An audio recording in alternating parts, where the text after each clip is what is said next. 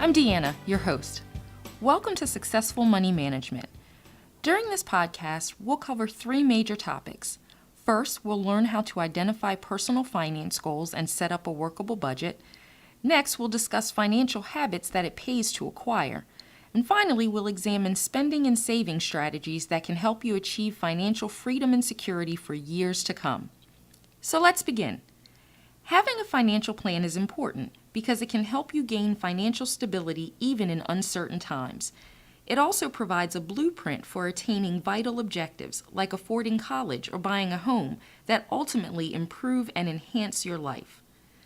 Identifying financial goals is the first step to developing a financial plan.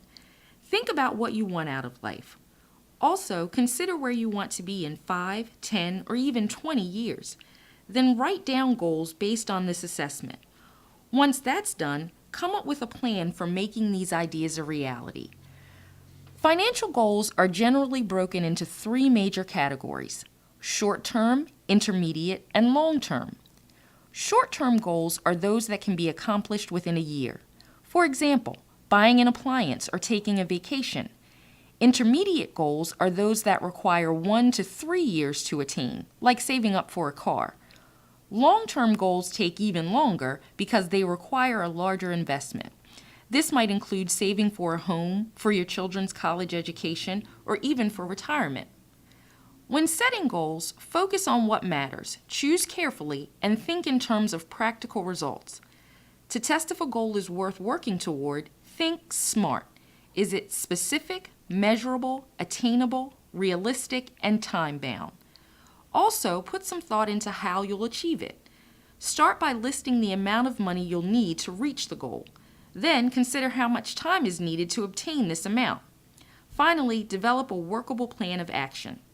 Once you set up a goal, revisit it often. Review your current progress and look for ways to be even more effective.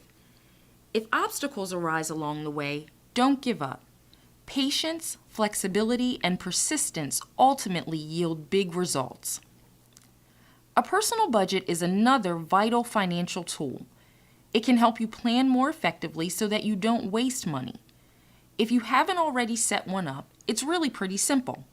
First, list the income that you regularly have coming in each month, like your salary or spousal or child support.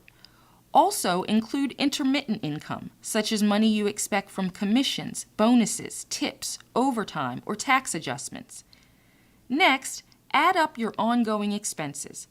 To learn what you really spend, start by tracking and itemizing everything you pay out over a 30-day period. Then make a list. Write down all of your fixed expenses, such as for rent or mortgage and car or student loan payments. Also, itemize and include amounts for periodic expenses, like your annual life insurance premium or family birthday gifts. Do the same for variable expenses, such as gas, utilities, groceries, your cell phone, and clothing. And don't forget to include the payments you make on secured and unsecured debts. Secured debts are tied to collateral, like your house, motorcycle, or boat payment. Unsecured debts have no collateral and may include payments on items like credit cards, store charge cards, and medical bills. Based on your list, total up how much income you bring in and how much money you pay out each month. Then crunch the numbers. Subtract your total expenses from your total income. Do you still have money to spare? Then you're probably living within your means. If you end up with a negative balance instead, take a closer look at where your money is going. Find ways to reduce your expenses or increase your income so that you have funds left to work toward your financial goals. After setting up your budget, strive to stick to it. Whenever you plan a major purchase, check it first to see how this expense will affect your bottom line. Also remember, a budget is not engraved in stone. It can be amended at any time to meet your changing needs. Review and update it often so that it reflects your present goals and lifestyle. Now, let's turn our attention to some financial habits that it pays to develop. To start, always pay your bills on time. If you're behind 30 days or miss a payment, it may be recorded on your credit report, and this could ultimately affect your credit score. Also, avoid charging more than you can afford to promptly repay, and whenever possible, pay off your credit card balances in full. When that isn't possible, at least pay more than the minimum monthly payment. If you don't, the interest you owe will skyrocket. Take the time to carefully review your bank and creditor statements. Make sure that all the transactions and charges listed are accurate and are yours. Also, request and regularly review your personal credit reports and dispute any errors you find. These measures will help you protect your credit rating and guard against identity theft. If you don't already have a system for tracking and storing your financial records, it's time to get organized. Use a calendar or journal to keep track of when bills are due. That way, you'll be able to respond in a timely manner. Also, keep a written or computerized log of all the payments you make in case you need this information for future reference. Set up a practical filing system for your bill stubs, statements, and other financial records. Once it's in place, use it. The longer you wait to record or file an item, the more likely you are to forget or lose it. Store your documents in a safe place. Many records and papers can be kept in a home file for easy access. Keep those that are most valuable, like your Social Security number, passport, and tax returns, in a safety deposit box or fire, water, and burglar-proof home safe. Make copies of any record that you can't afford to lose. And when it comes time to dispose of papers, play it safe. Put them through a shredder before you put them in the garbage. That way, you'll avoid having them stolen by dumpster diving identity thieves. While we're talking about protection, let's discuss insurance. If you're struggling financially right now, it may seem crazy to spend money on an insurance premium you may never use. But think again. Insurance is necessary because it stands between you and financial disaster. Without homeowners or renters insurance, health insurance, and life coverage, you may be financially hard hit by accident, theft, injury, illness, or death. These circumstances could leave you thousands of dollars in debt. Whenever you're in the market for insurance, it's wise to shop around. Check several sources for the best price and coverage, or consult an independent agent who works with several insurers in your local area. Your state insurance department also may have data available that can help you objectively compare different insurance companies' services and rates.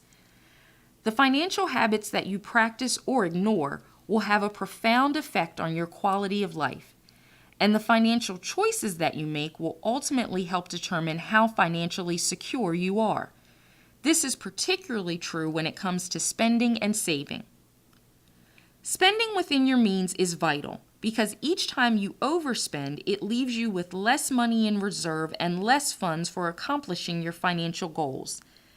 If you make a habit of splurging, you could easily end up in serious debt. To avoid unnecessary trouble, think before you spend. Ask yourself, is this something I really need or simply want?